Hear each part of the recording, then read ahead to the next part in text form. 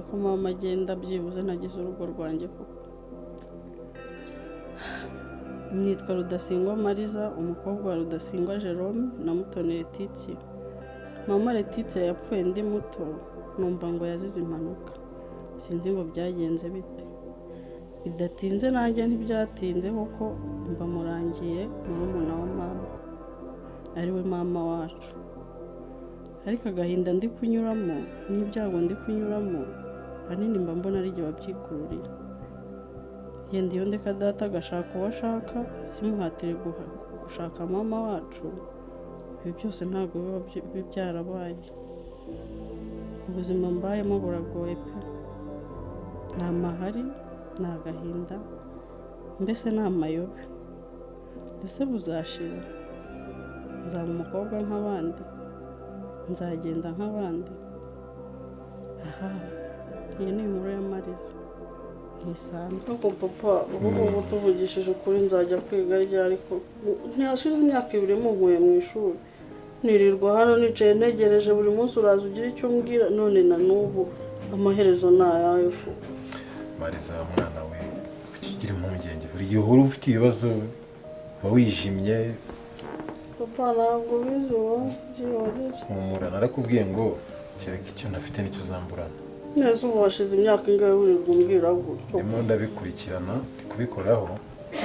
Izo amafaranga yabanje kuburana arabura, ariko kugeza ubu ari uburyo bundi bushya ndimo ndagerageza kwirwanaho, kwiyambaza.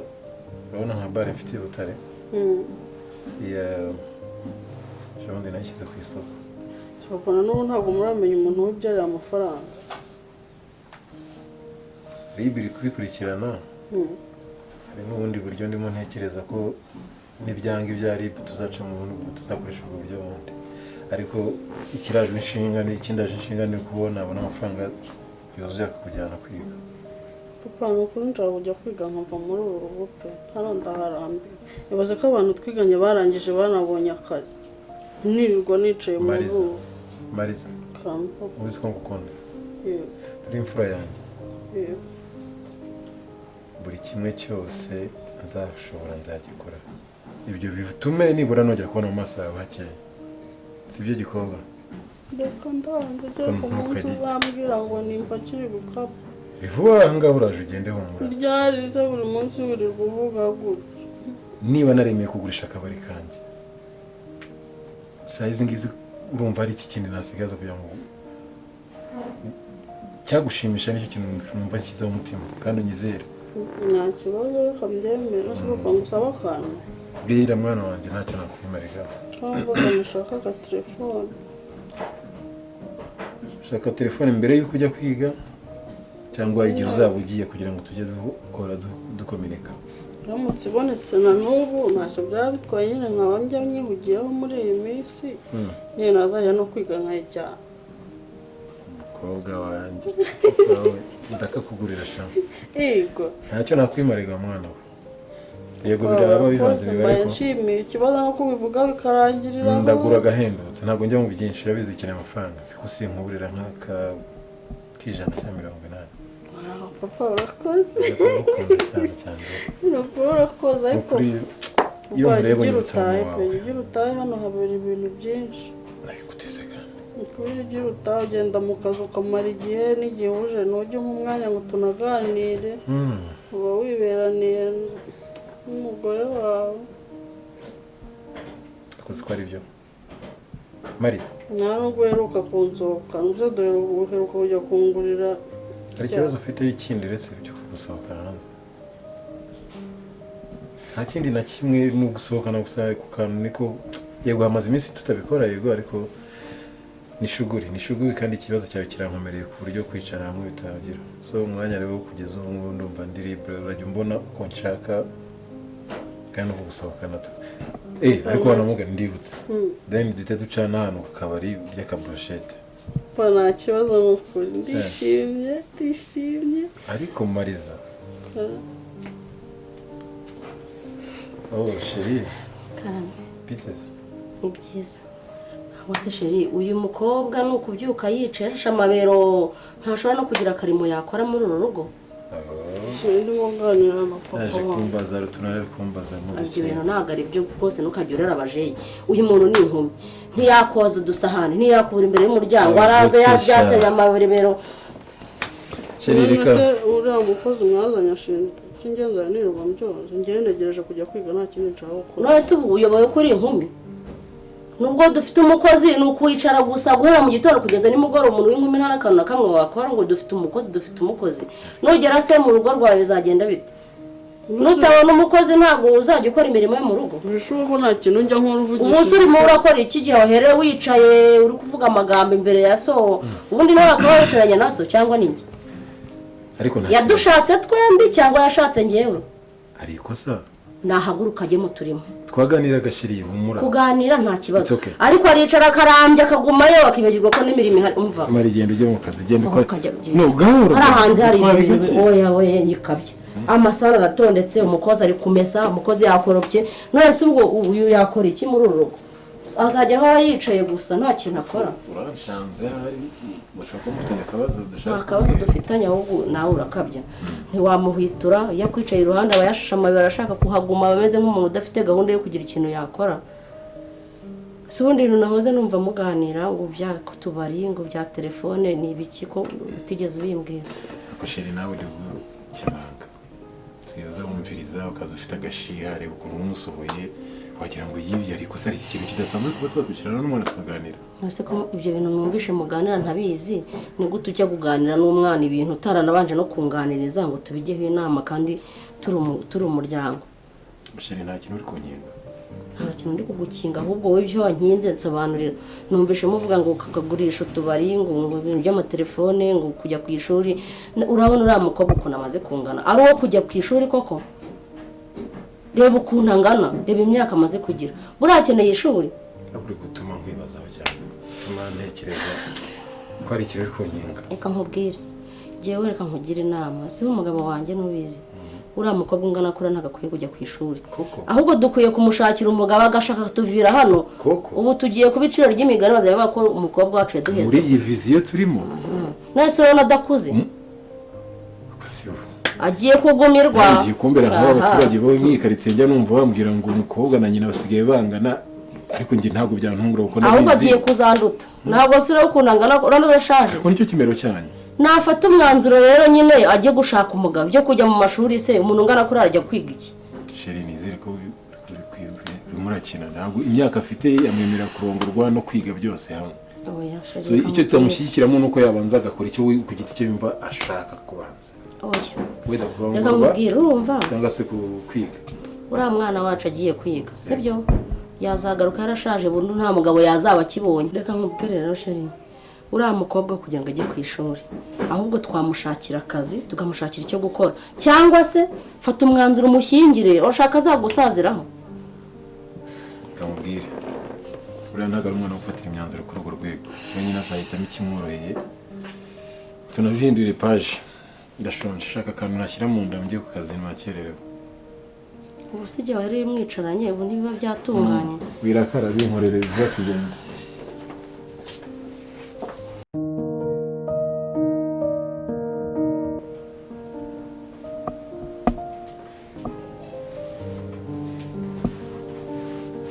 Mariza bitese shigenda tuza simbaze kinjye umeze neza se ukuntu ubyutse wicaye ariko usigaye ukeye we wumva nyibwira isabune nigire koga mwana uzi ko ntaroga isabune se kandi Mariza we nta mubuze wa muhungu wa hano none se wamuburiye he yagiye ntabwo mbizi ngaho ujya kuri botike kuyizana ntabwo njya haruguru kugira ngo rero wagenda dore urashoka ko aho haruguru hasigaye hari agasore kari kugukoresha dore usigaye uryoshye umwanya ujya urumva nawe ubona umwana nshaka kujya kwiga umwanya ufite ariko umva ibintu umugore wa mukuru wawe ari kunywa ntabwo bibaho ngo washaka kunshakira umugabo we njye nta mugabo nshaka ese gushakira umugabo urakoze ahubwo se wowe kutarongora uri mu biki uba wicaye kwa muganga n'imyaka yanjye arakaraka ni wowe ushaka kwiga wenyine se nawe nzabanza nigasha mva sha nta mugabo nshaka rwose pe nta mwanya mbifitiye ariko ubona wagumiwe se ntabwo mbizi pe uriya mukobwa nawe mwe muhagararanye ejo bundi mwe muri mubiri baramubonye ariko urashoboye uragibwira Abona atari ibyo we ya kare Mr. Sebro dusuye kano gato ariko urahinda uduha akanya zari ndugusomora ngiye amakuru kujana mu rugo ntabwo wagiye mu kazi uyu munsi uyu munsi naruhutse numva bamukumbuye nagira nze musorere nzi ko ejo utampamagaye ntabwo uhamagaye telefone niwe wayifata nayihamagaye rero niko se muko utangiye kujya uzana n'abagabo mu rugo rwanjye nta soni ufite ubwo nta soni papa mari papa mariza ngwino mbere ibisigaye bibera muri uyu rugo noneho mana nyagasani ibintu bisigaye bibera ahangaha iyi ndaya yawe utangiye kujya izana abantu b'abagabo ahangaha mu rugo urumva ibyo bintu tuzabishobora iki ngwino ndebere dore mama yizi ikibazo atangiye kuzana abagabo mu rugo yeza abikubwira bite mu nkungu nakubwira rero ngo yewe yicara hasi ngombwa icara dusobanure iwanjye ni uku nguku umuntu ayinjira ntasoje nakomanze ikigaragaza ko ndi indaya hano ni sheri icara banza gusobanurira uyu musore aza mu rugo gute uri papa we utabizi nanjye ntabizi azana abagabo ati ese ntabwo ndi umukobwa wo gusurwa jisite birumvikana ariko gute umuntu aza gutya atunguranye mu rugo papa nawe utabindaya se wigeze utubwira ko hari umuntu ufite ngo tumenye ko uwo mushyitsi azaza ndinda mbindaya se umunsanze hejuru wamuzanye watubwiye ibyari bukurikiraho turabizi uru rugo ntabwo wowe wiyobora ntabwo ufata ibyemezo by'uko abazamo n'abatazamo igihe bashakiye ndahari nyoko arahari gute kuza n'umuntu nk'uyu nguyu mu rugo utabuze ese aho bigeze naho buri kintu cyose ngomba kujya nsaba uruhushya reka wowe papa yego wajyaga umubembereza niyo mpamvu yigeze nabi ibintu by'uburaya atangiye kuzana ntabwo twazabishobora no n'undi munsi nta soni tinyuka akazana imico mibi hano mu rugo mva papa reka mubwire mbere ndya byose urashaka kunyumvisha ndi gusaba ntabwo ndi kwigenga ndi gusaba mbere ndya byose amazina yanjye yitwa DMS ya hanyuma waje kuko ari icyaha umukobwa wawe turi inshuti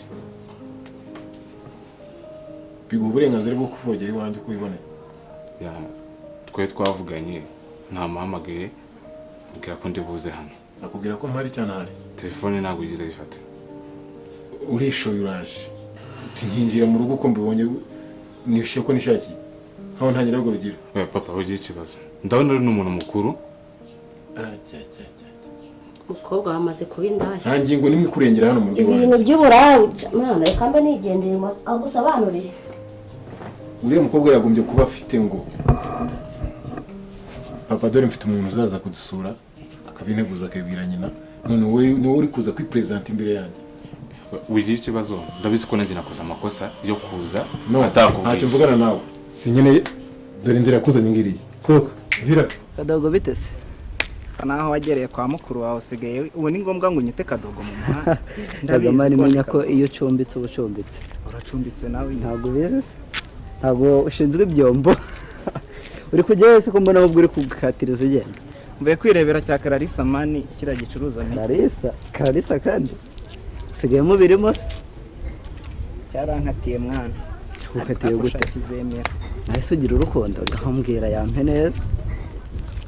neza ntabwo ndi umuntu birumvikana ariko ikigero urimo ntabwo ari cyo ahubwo se ko wiyambarishijwe ubu masayi n'urusengero uvuye bakanumvira ko rwamana mvaga icyaka cyanyishe bamwe nshaka kano kandi bajya bavuga ngo nta muryango ubura ikigoryi nawe ushaka kunyita ikigoryi se warabarumbiye Kadogo ubwo tubana ariko nakubahuka abana ngo nuko ufite buno bwanwa nakubaho ndabizi ahubwo se urataha rya ariko nagira ngo nterere ya myenda pasi harya ninjye usanzwe gutera ariko ngiye kuza mu kanya Clarissa murarangiza kuvugana rya Clarissa ndamubuze mwana ndamubuze ariko buriya ndasubira kumureba nimugoroba harya nta fone ugira ntabwo namuvugishije se kubera icyo utamuvugishije kandi ari sheri ko numva wibanze ku kibazo cyanjye ahubwo wowe bimeze bite?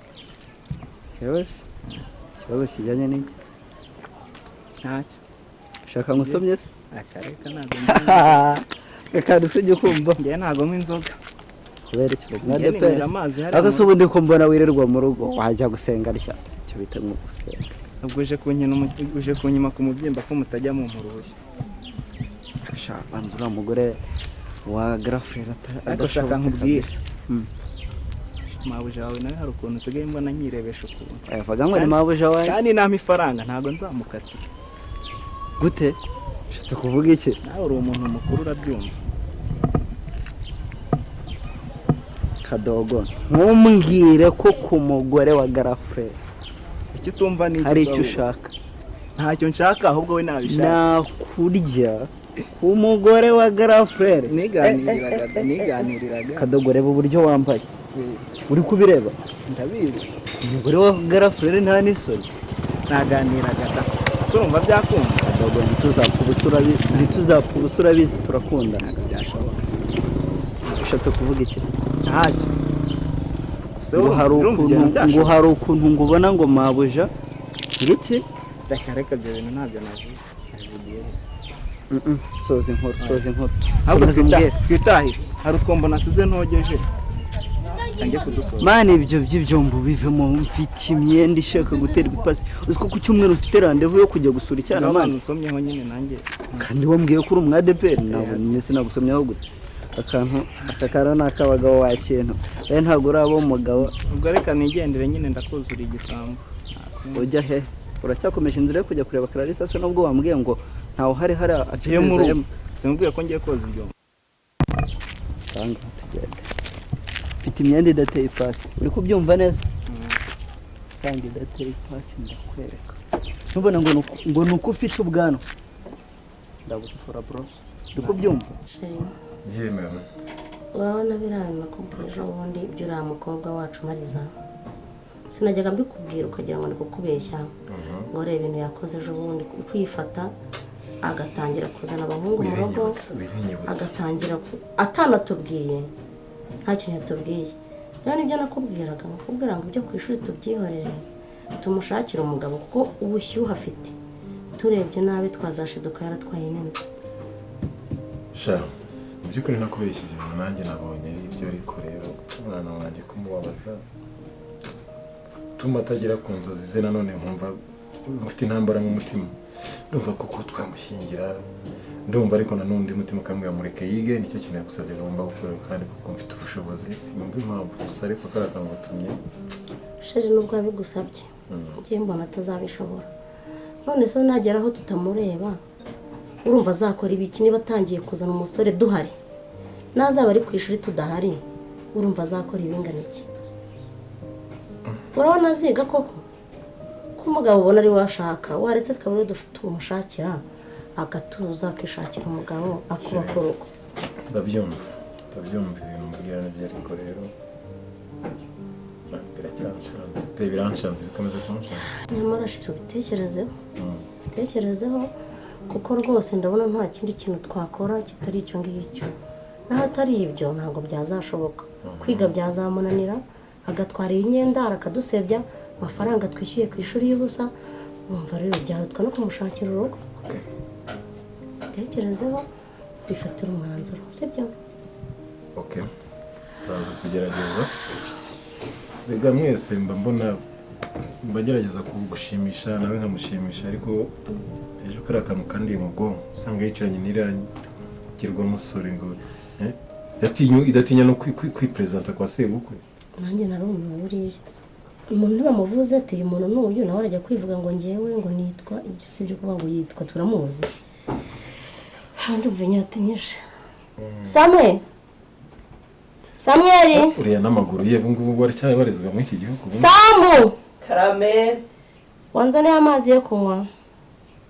Hano wagira akaguru rero. Ndo ahubwo ndumva hari urabona ikintu size yihanganye rwose.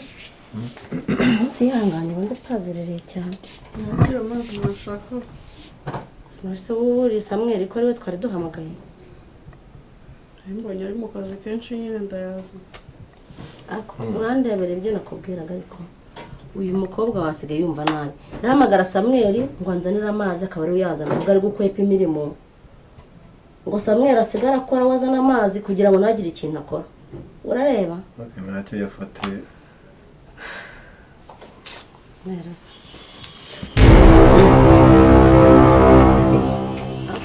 reba ibintu mba nkubwira ufite ikibazo cy'uko nkawe reba ibintu aba ari kunkorera reba ukuntu angize uje gukorera dushe muri salo ngaha simba ndi kubikubwira wa mukobwa umaze kunanira reba ukuntu ngize mereza ubwo nta ufite urifata amazi ukaza kumenaho amazi uyazanye muri plastique nta kirahure tugira urangije ugeze no kuyamenaho usigaye wumva nabi wowe fuka mu w'intese semi nawe maze nyine vyitwaye se nyine unasasa utangiye kujya umusuzugura Mariza niwe ndi kubwira ndavuga rimwe utegereje ko mvuga kangahe ndebera ukuntu usigaye yambara noneho ibyo nakubwiraga reba ibintu yambaye ntabwo ari mu mwanya gusa se ibingibi nawe biragutunguye bitantungura wazanye ku ishuri agenda ameze gutya n'insoresore azana mu rugo bizarangira bite Mari uranteye gushyira mwana wanjye ibintu ndi kukubona ngo wabaye iki papa umuzi cyo kuba tuvugishije uko umuzi urumva ufite impamvu yo kuburana numara gutuma amazi ukazana muri plastique wagera hano ukanayamumenaho izi ntambara murimo mu gakundi ni ikisheri reba ukuntu ntabwo ubibonye se izi ni intambara ntaje kamena nk'amazi ntabwo reba ukuntu yambaye ntabwo ejo bundi bazombi babonye azanye mu basore hano mu rugo uretse ubu ndamubeshyera ibintu bimaze kurenga ahubwo nutamuhara ngo ufatiranire hafi rero aragendera ko rwose uzabura igaruriro umaze kwigira akagarara hano muri rugo banyumva wowe urugo rudakubita imbwa rworora imisega umaze kundambira ku rwego ugiye uganira